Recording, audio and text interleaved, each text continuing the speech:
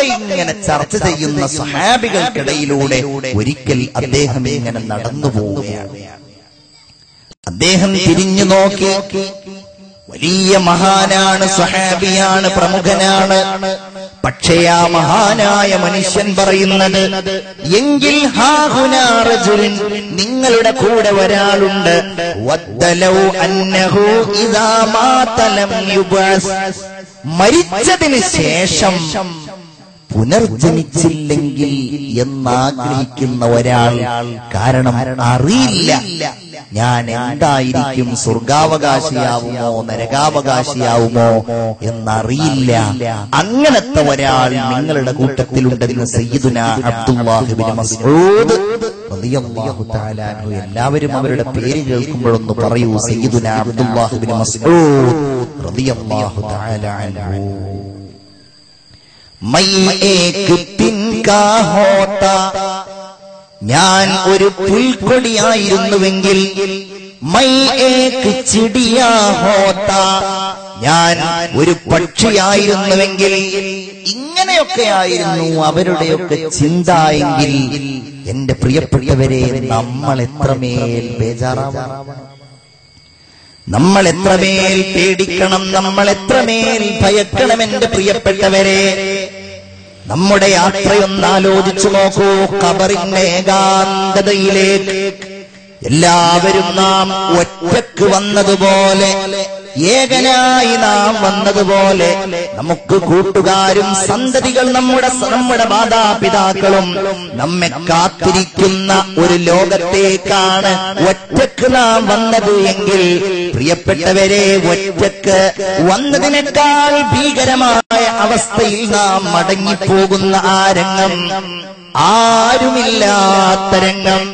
ഇവിടെ നമുക്കെല്ലാവരും ഉണ്ടായിരുന്നു.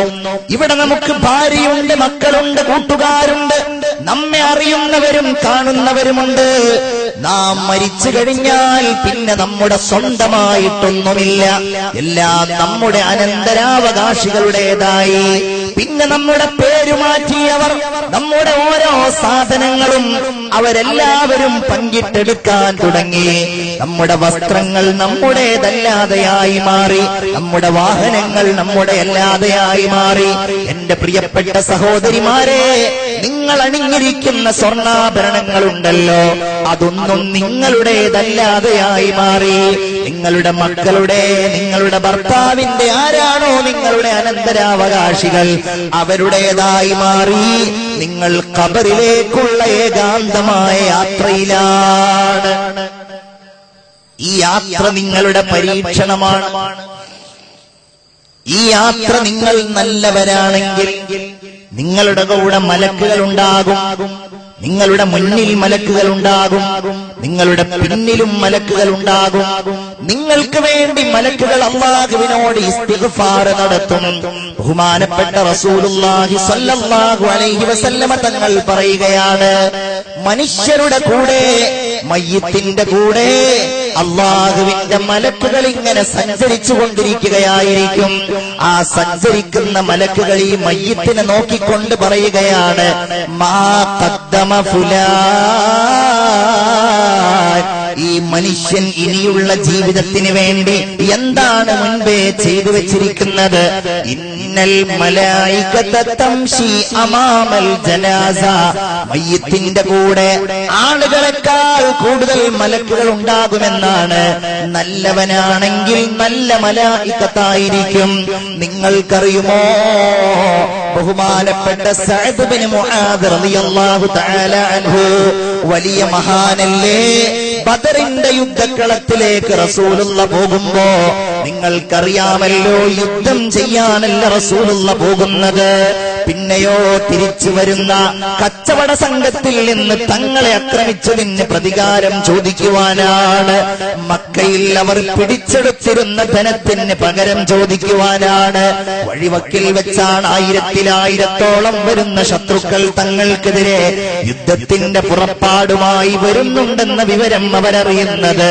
ഹബീബായ നബി തിരുമേനി കൂടെയുള്ളവരോട് ചർച്ച ചെയ്യുകയാണ്, സ്വഹാബികളെ, ഇതാ നമുക്കെതിരായി പുറപ്പെട്ടിരിക്കുന്നു, നിങ്ങൾക്ക് എന്താണ് പറയാനുള്ളതെന്ന് ചോദിക്കുമ്പോ അബൂബക്കർ റളിയല്ലാഹു അൻഹുവും ഉമർ റളിയല്ലാഹു അൻഹുവും എഴുന്നേറ്റ് നിന്നുകൊണ്ട് യാ റസൂലല്ലാഹ് അങ്ങേക്ക് വേണ്ടി ഞങ്ങൾ മരിക്കാൻ തയ്യാറാണ്. ഹബീബായ നബിയുടെ മുഖം വല്ലാതെ വിവർണമായി. സന്തോഷം കൊണ്ടവിടുത്തെ മുഖം ചുവന്നവിടുത്തെ കണ്ണുകൾ പതറുന്നത് മഹാന്മാരായ അൻസാരികളായ സ്വഹാബികളെയാണ്. അൻസാരികളുടെ മുഖത്തേക്ക്, അവരുടെ ശരീരങ്ങളിലേക്ക് തനിക്ക് താങ്ങും തണലുമായി നിൽക്കേണ്ടവർ, എന്നാൽ അല്ലാഹുവിന്റെ റസൂലുമായി പരിചയപ്പെട്ട് ഏതാനും മാസങ്ങൾ, വർഷങ്ങളായ ആ സ്വഹാബികളുടെ മുഖത്തേക്ക് നോക്കുമ്പോൾ അതാ എഴുന്നേറ്റ് നിൽക്കുന്നു ബഹുമാനപ്പെട്ട സഅദ് ഇബ്നു മുആദ്. നബിയേ, ഞങ്ങളെയാണോ അങ്ങ് ഉദ്ദേശിക്കുന്നത്? പേടിക്കണ്ട നബിയേ, അങ്ങേ ഞങ്ങൾ സംരക്ഷിക്കുവാൻ തയ്യാറാണ്. ഞങ്ങളുടെ ധനത്തെക്കാളും ഞങ്ങളുടെ സന്താനങ്ങളെക്കാളും ഞങ്ങൾ അങ്ങേ സംരക്ഷിക്കാൻ തയ്യാറാണ് യാ റസൂലല്ലാഹ്. അങ്ങ് ഞങ്ങളുമായിട്ടൊരു മലമുകളിൽ കയറിയാൽ അങ്ങയുടെ പിന്നാലെ ഞങ്ങളും കയറും നബിയേ. അങ്ങ് ഞങ്ങളുമായിട്ടൊരു സമുദ്രത്തിലേക്ക് എടുത്തു ചാടിയാൽ ഞങ്ങൾ അങ്ങയുടെ പിന്നാലെ കയറും നബിയേ. അല്ലാഹുവിന്റെ റസൂലേ, അങ്ങ് ഞങ്ങളുമായിട്ടൊരു സമുദ്രത്തിലേക്ക് എടുത്തു ചാടിയാൽ ഞങ്ങളുണ്ടാകുമെന്നു മാത്രമല്ല, അങ്ങയുടെ വലതുഭാഗത്ത് ഞങ്ങളുണ്ടാകും, അങ്ങയുടെ ഇടതുഭാഗത്ത് ഞങ്ങളുണ്ടാകും, അങ്ങയുടെ മുന്നിലും അങ്ങയുടെ പിന്നിലും ഞങ്ങളും ഉണ്ടാകും എന്ന് പറഞ്ഞ് ആവേശഭരിതനാക്കിയ ബഹുമാനപ്പെട്ട സഅദ് ഇബ്നു മുആദ് മരിച്ചുപോയി. അദ്ദേഹം വഫാത്തായി പോയി. റസൂലുള്ളാഹിക്ക് വലിയ സങ്കടമായി. ആ മരണത്തിൽ അനുശോചനം രേഖപ്പെടുത്തിക്കൊണ്ട് അവിടുന്ന് പറഞ്ഞു, ഇഹ്തസ്സ അർശുർ റഹ്മാനി ഫീ മൗതി സഅദ് ഇബ്നു മുആദ്. നമ്മുടെ കൂട്ടുകാരനായ സഅദ് ഇബ്നു മുആദിന്റെ മരണത്തിൽ എന്റെ സ്വഹാബികളെ, അല്ലാഹുവിന്റെ അർശ് പോലും കിടുങ്ങിപ്പോയിട്ടുണ്ടെന്ന് പറഞ്ഞു. ആ സഅദിന്റെ മയ്യിത്തുമായി സങ്കടപ്പെടുന്ന ഹൃദയവുമായി നബിയും അനുയായികളും പോവുകയാണ്. പോകുന്ന സമയത്ത് അവിടുന്ന് നടക്കുന്നത് കാലിന്റെ വിരലുകളിലാണ്. എന്തുകൊണ്ടാണ് നബിയെ നിങ്ങൾ അങ്ങനെ നടക്കുന്നത്? അവിടുന്ന് മറുപടി പറഞ്ഞു, സഹാബികളെ, സഅദ് ഇബ്നു മുആദിന്റെ മയ്യിത്തിനെ അനുധാവനം ചെയ്യാൻ വേണ്ടി വന്നിരിക്കുന്ന മാലാഖമാരുടെ വർദ്ധിച്ച അംഗസംഖ്യകൾ കൊണ്ട് എന്റെ കാൽപാദം എനിക്ക് ഭൂമിയിൽ ചവിട്ടാൻ കഴിയുന്നില്ലെന്ന് ഹബീബായ നബി മുഹമ്മദ് മുസ്തഫ സല്ലല്ലാഹു അലൈഹി വസല്ലം. അങ്ങനെ നമുക്ക് യാത്ര ചെയ്യേണ്ടി വരും. ഖബർ എന്ന് പറയുന്നത് ഏകാന്തമായ വീടാണ്, അല്ലേ? ആരുമില്ലാത്ത നാളെ കീഴക്കുന്ന വീട് ഖബറെന്ന മണ്ണറക്കൂട്. വല്ലാത്ത വരികളാണത്. ഖബറെന്ന മണ്ണറക്കൂട്. നിങ്ങളൊക്കെ കിടക്കുന്ന കിടപ്പറയെ കുറിച്ചൊന്ന് ഓർത്തു നോക്കൂ. നമ്മുടെ മെത്തകളെ കുറിച്ചൊന്ന് ആലോചിച്ചു നോക്കൂ. നമ്മുടെ വീടിന്റെ വിശാലതയെക്കുറിച്ചും റൂമുകളുടെ വിസ്താരത്തെക്കുറിച്ചും ചുമരുകളെ കുറിച്ചും ഫാനിനെ കുറിച്ചും ഒന്ന് ഓർത്തു നോക്കൂ. എന്നാൽ ഖബറിന്റെ ഭീകരമായ അവസ്ഥയുണ്ടല്ലോ, അത് വല്ലാത്ത ഭീകരമായ ഒരു രംഗം തന്നെയാണ് എല്ലാവർക്കുമുള്ളത്. സാമീരി തീർത്ത കാള ദൈവവും ശബ്ദാദിന്റെ സ്വർഗവും കാറൂനിന്റെ കാഞ്ചന കനികളും കാലങ്ങളായി ലോകത്ത് സ്മരിക്കപ്പെടുന്ന എല്ലാവർക്കും നമുക്കുള്ളത്, നമ്മെ കാത്തിരിക്കുന്ന വീട്. സ്നേഹമുള്ളവരെ, ആ ഖബർ ഞാൻ ഇന്നലെ സൂചിപ്പിച്ചതുപോലെ നമ്മൾ നന്മയുള്ളവരാണെങ്കിൽ നമുക്ക് വേണ്ടി അല്ലാഹു ഖബർ സ്വർഗമാക്കി പരിവർത്തിപ്പിക്കുന്നതാണ്. അല്ലാഹു തൗഫീഖ് ചെയ്യുമാറാകട്ടെ. അതാണ് അവിടുന്ന് പറഞ്ഞത്, അൽ ഖബ്റു ഇമ്മാ റൗളത്തും മിൻ റിയാദിൽ ജന്ന. ഒന്നുകിൽ ഖബർ സ്വർഗ്ഗത്തോപ്പുകളിലെ ഒരു തോട്ടമായിരിക്കും, ഔ ഹുഫ്റത്തും മിൻ ഹുഫരിൻ നീറാൻ, അല്ലെങ്കിൽ നരകക്കുഴിയിലെ ഒരു കുഴിയായി ഓരോ മനുഷ്യർക്കും ഖബർ അനുഭവപ്പെടുമെന്ന് ഹബീബായ നബി മുഹമ്മദ് മുസ്തഫ സല്ലല്ലാഹു അലൈഹി വസല്ലം. അതിനെ പേടിച്ചവരുണ്ടായിരുന്നു മുൻഗാമികൾ. നിങ്ങൾ കേട്ടിട്ടില്ലേ ഉമർ ഇബ്നു അബ്ദുൽ അസീസ് റളിയല്ലാഹു അൻഹു 13ാം നൂറ്റാണ്ടിലെ ഭരണാധികാരിയാണ്. വലിയ സ്നേഹനിധിയായ പ്രവാചകരുടെ അനുയായികളെ പോലെ 5ാം ഖലീഫ എന്നും 2ാം ഉമർ എന്നും ചരിത്രത്തിൽ അറിയപ്പെടുന്നയാളാണ്. എന്താ അദ്ദേഹത്തിന്റെ പ്രത്യേകത? അദ്ദേഹം ഭരണാധികാരിയാകുന്നതിന്റെ മുമ്പ് സൗന്ദര്യത്തെയും അതുപോലെ സമ്പന്നതയെയും വല്ലാതെ മോഹിച്ച ഒരു മനുഷ്യനായിരുന്നു. നല്ല വസ്ത്രം ധരിക്കും, നല്ല സുഗന്ധങ്ങൾ പൂശും. ഉമർ നടന്നു പോകുന്ന വഴികളിൽ കാണാൻ വേണ്ടി ആളുകൾ കാത്തു നിൽക്കാറുണ്ടായിരുന്നു. എത്രത്തോളം എന്ന് വെച്ചാൽ മൗലാന സയ്യിദ് അബുൽ ഹസൻ അലി നദവി പറയുന്നുണ്ട്, ഉമരിയ നടത്തം, അദ്ദേഹത്തിന്റെ പ്രത്യേകമായ സ്റ്റൈലിലുള്ള ഒരു നടത്തം പോലും മദീന നിവാസികൾക്കിടയിൽ പ്രസിദ്ധമായിരുന്നു. അങ്ങനെയുള്ള മഹാൻ ഭരണസാരഥ്യം ഏറ്റെടുത്തു. ആഗ്രഹിച്ചിട്ടല്ല ഏറ്റെടുത്തത്, നിർബന്ധിതനായിട്ടാണ്. അദ്ദേഹത്തിന്റെ തലസ്ഥാനം ഡമസ്കസിലാണ്. കാണാൻ വേണ്ടി പോയി തന്റെ ഉസ്താദായ ഷെയ്ഖ് അബൂ ഹാസിം മദീന പള്ളിയിൽ നിന്ന് തനിക്ക് അധ്യാപനം നടത്തിയിരുന്ന മഹാനായ പണ്ഡിതൻ അദ്ദേഹത്തെ കാണുവാൻ വേണ്ടി പോയി. കാണാൻ ചെന്നപ്പോൾ പാറാവുകാര് കടത്തിവിട്ടു. വലിയ കൊട്ടാരമല്ല, ചെറിയ ഒരു കൊട്ടാരത്തിൽ കുറെ ആളുകൾ ഇങ്ങനെ ഇരിക്കുന്നുണ്ട്. കൂട്ടത്തിൽ ഈ മഹാനായ മനുഷ്യനെ കാണുന്നില്ല. കുറെ നോക്കിയപ്പം മനസ്സിലായി ഈ മനുഷ്യനാണ് ഉമർ ഇബ്നു അബ്ദുൽ അസീസ് എന്ന് മനസ്സിലായി. സലാം പറഞ്ഞുകൊണ്ട് അടുക്കലേക്ക് ചെന്നിട്ട് ഷെയ്ഖ് അബൂ ഹാസിം പറയുകയാണ്, കാന മർകബുക അലിയ, ഇതെന്തു പറ്റിപ്പോയി? നിങ്ങളുടെ വാഹനമൊക്കെ വലിയ വാഹനമായിരുന്നല്ലോ. വസൗബുക നഖിയ, നിങ്ങൾ നല്ല ഉഷാറുള്ള നല്ല തൂവെള്ള വസ്ത്രം ധരിച്ചിരുന്നയാളായിരുന്നല്ലോ. വവജ്ഹുക ബഹിയ, നിങ്ങളുടെ മുഖം നല്ല പ്രശോഭിതമായിരുന്നല്ലോ. വത്വആമുക ശഹിയ, നിങ്ങളിങ്ങനെ സുഭിക്ഷമായി ആഹാരം കഴിക്കുന്നയാളായിരുന്നല്ലോ. വഹിർസുക കസീറ, നിങ്ങൾക്ക് ഒരുപാട് കാവൽക്കാരുണ്ടായിരുന്നല്ലോ. ഇന്ന് നിങ്ങളെ കാണാൻ വയ്യ, നിങ്ങളുടെ മുഖമെല്ലാം വല്ലാതെ ഒട്ടിയിരിക്കുന്നുവല്ലോ, നിങ്ങളുടെ ശരീരമെല്ലാം വല്ലാതെ ശോഷിച്ചിരിക്കുന്നുവല്ലോ. ഫമല്ലദീ ഗയ്യറക വഅൻത അമീറുൽ മുഅ്മിനീൻ, ഇതെന്തു പറ്റിപ്പോയി? നിങ്ങൾക്ക് എന്തൊരു മാറ്റമാണ് അമീറുൽ മുഅ്മിനീനെ വന്നത്? എന്താ പറ്റിയത് എന്ന് ചോദിച്ചു. ഉമർ ഇബ്നു അബ്ദുൽ അസീസ് മുഖമുയർത്തി, ഖലീഫ മുഖമുയർത്തി. എന്നിട്ട് അദ്ദേഹം പറയാൻ തുടങ്ങി, അല്ലയോ ഉസ്താദേ, ഇന്ന് നിങ്ങൾ എന്നെ വല്ലാതെ ആക്ഷേപിക്കുന്നുണ്ടല്ലോ. എന്റെ വസ്ത്രത്തെക്കുറിച്ചും എന്റെ വാഹനത്തെക്കുറിച്ചും എന്റെ ശാരീരികമായ രൂപത്തെക്കുറിച്ചും.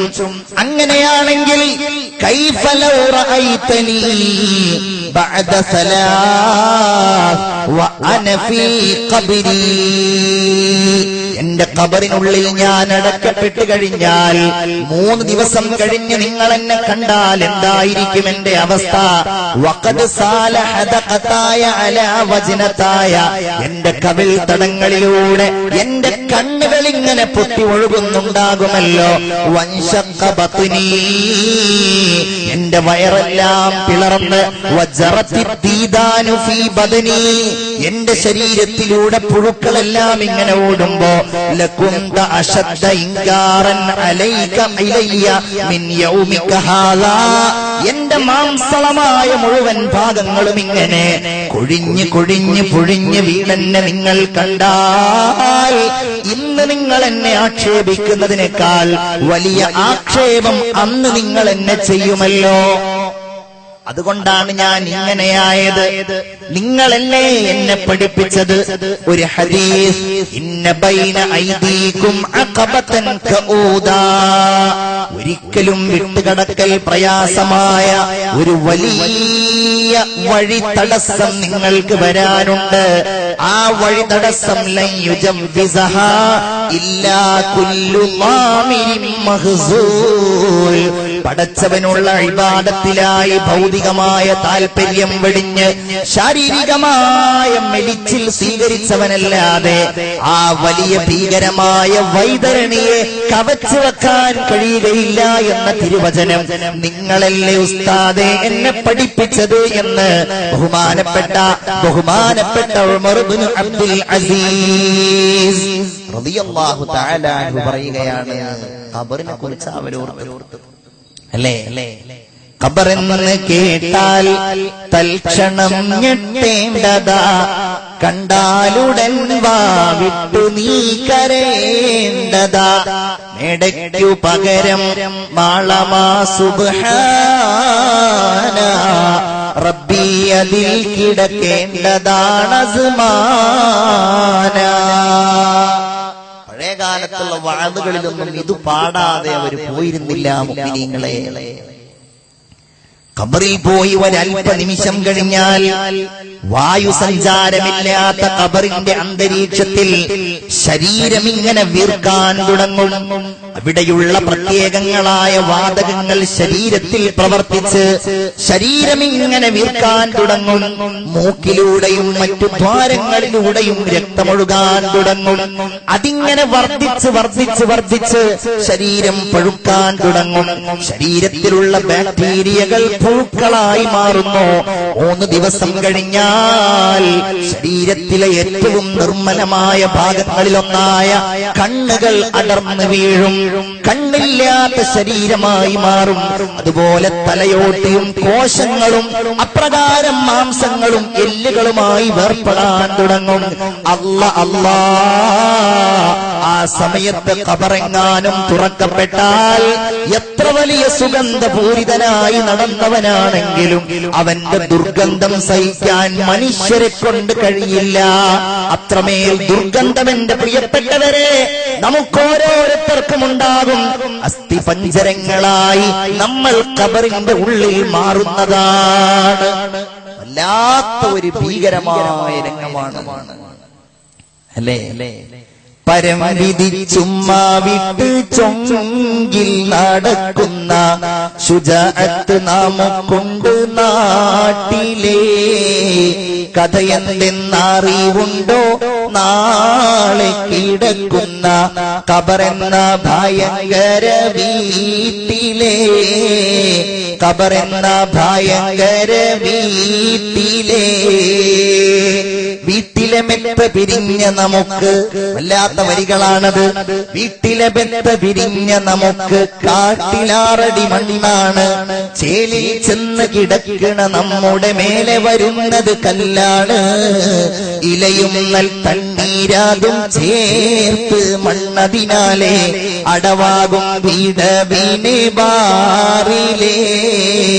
കനവേറും വീതം കല്ലും മണ്ണും അതിന്മീതെ മറമാടും ഖബർ ബാഹുജോറിലേ. മറമാടും ഖബർ ബാഹുജോറിലേ. ഓർത്തു നോക്കൂ നിങ്ങൾ, ഇതിൽ നിന്ന് രക്ഷപ്പെട്ടവരാരാണ്? ഇതിൽ നിന്ന് മോചനം നേടുന്നവരാരാണ്? വില കുറഞ്ഞ കഫൻ പുടയുമായി ഖബറിൽ പോയി കിടക്കേണ്ട നമ്മളോടാണ് ഹബീബായ റസൂലുള്ള പറഞ്ഞത്, സൂറുൽ ഖുബൂർ, നിങ്ങൾ ഖബറുകളെ സന്ദർശിക്കണം. ഫഇന്നഹാ തുദക്കിറുകുമുൽ ആഖിറ, നിങ്ങളെ അത് പരലോക ചിന്തയിലെത്തിക്കുന്നതാണ്. എന്നാൽ ഞാൻ ചോദിക്കട്ടെ, നമ്മൾ ഖബറിലേക്ക് പോകുമ്പോ, നമ്മൾ പള്ളിയിലേക്ക് പോകുമ്പോ നടക്കുന്ന വഴികളുടെ ഇരുഭാഗങ്ങളിലും ഉയർന്നു നിൽക്കുന്ന മീസാൻ കല്ലുകൾക്കിടയിലൂടെ നമ്മൾ നടക്കുമ്പോ നാളെ എന്റെ പിൻഗാമികളായ ആളുകൾ ഇതുപോലെ മുകളിലൂടെ നടക്കുമെന്നും എന്റെ ഖബറിന്റെ സമീപത്തുകൂടെ നടന്നു പോകുമെന്നും നമ്മൾ ഓർക്കാറുണ്ടോ? ഓർക്കണം മുഅ്മിനീങ്ങളെ, പള്ളിക്കാട്ടിലേക്ക് കയറുമ്പോ നമ്മൾ സലാം പറയാറില്ലേ അവരോട്? അസ്സലാമു അലൈക്കും ദാറ ഖൗമിൻ മുഅ്മിനീൻ വ ഇന്നാ ഇൻഷാ അല്ലാഹു ബിക്കും ലാഹിഖൂൻ. എന്താ അതിന്റെ അർത്ഥം? വ ഇന്നാ തീർച്ചയായും ഞങ്ങൾ, ഇൻഷാ അല്ലാഹ് തീർച്ചയായും അല്ലാഹു തന്നെയാണ്, ബിക്കും ലാഹിഖൂൻ നിങ്ങളോട് ചേരാനുള്ളവരാണ്. ഔർതം ലേലോ ഖനി ചാओं से उड़ने वाले हम भी चलते हैं जरा खश्क पसीना हो जाए. ഒരൽപസമയം എനിക്ക് വേണ്ടി കാത്തു നിൽക്കുമോ? ഹം ബി ചൽതേ ഹൈ ഞങ്ങളുമിതാ നിങ്ങളുടെ പിന്നാലെ വരുന്നുണ്ട്. ചിന്തിച്ചു നോക്കെന്റെ സഹോദര സഹോദരി, അല്ലേ നമുക്ക് ഒരാൾക്ക് നൽകാൻ കഴിയുന്നത് എന്താണ്? ഒരാൾക്ക് നിങ്ങൾക്ക് എനിക്ക് നൽകാൻ കഴിയുന്നത്, എനിക്ക് നിങ്ങൾക്ക് നൽകാൻ കഴിയുന്നത്, എന്റെ ഉമ്മമാരെ നിങ്ങളെ പോറ്റി വളർത്തി വലുതാക്കി കല്യാണം കഴിപ്പിച്ച് വളരുവോളം നോക്കുമായി നിങ്ങളുടെ മക്കളുണ്ടല്ലോ, നിങ്ങൾക്ക് ആ മക്കൾക്ക് നൽകാൻ കഴിയുന്നത് എന്താണ്? എന്റെ ഉപ്പമാരെ നിങ്ങളെ കൊണ്ടുപോയി ഖബറിൽ വെക്കുമ്പോഴല്ലേ മക്കൾക്ക് നൽകാൻ കഴിയുന്നത് അവർ നൽകുന്നത്? അത് വെറും 3 പിടി മണ്ണ് മാത്രമാണ്. ഉപ്പയാണെന്ന് കരുതി വലിച്ചെറിയാതിരിക്കില്ല. ഉപ്പ എനിക്ക് നിങ്ങൾക്ക് തരാനുള്ളത് ഇത് മാത്രമാണ്. ആ 3 പിടി മണ്ണിൽ ഒരു തുള്ളി കണ്ണീര് പോലും ഉറ്റിക്കുകയില്ലല്ലോ. മിൻഹാ ഖലഖ്നാകും വഫീഹാ നുഈദുകും വമിൻഹാ നുഖ്രിജുകും താറത്തൻ ഉഖ്റാ. ആയത്തോതിക്കൊണ്ടാണ് ഉപ്പാന്റെ മുഖത്തേക്ക് മകൻ ഇടുന്നത്, ഉമ്മായുടെ മുഖത്തേക്ക് നെഞ്ചകത്തേക്ക് മക്കള് വലിച്ചെറിയുന്നത്. ഒന്നോർത്തു നോക്കൂ, ഇത് നമ്മുടെ അവസ്ഥയെ കുറിച്ച് പറയുന്ന കാര്യമല്ലേ? ഖബറിന്റെ ഭീകരത വല്ലാത്ത രംഗമാണ്. ഖബറിന്റെ ഭീകരത ബഹുമാനപ്പെട്ട സയ്യിദുനാ ഉസ്മാൻ ഇബ്നു അഫ്ഫാൻ റളിയല്ലാഹു തആല അൻഹു ഖബർ കണ്ടാൽ കരയുമായിരുന്നു. അദ്ദേഹത്തോട് ചോദിക്കപ്പെട്ടു, നിങ്ങൾ എന്തിനാണ് ഖബർ കാണുമ്പോൾ കരയുന്നത്? ഇന്നി സമിഅതു റസൂലല്ലാഹി സ്വല്ലല്ലാഹു അലൈഹി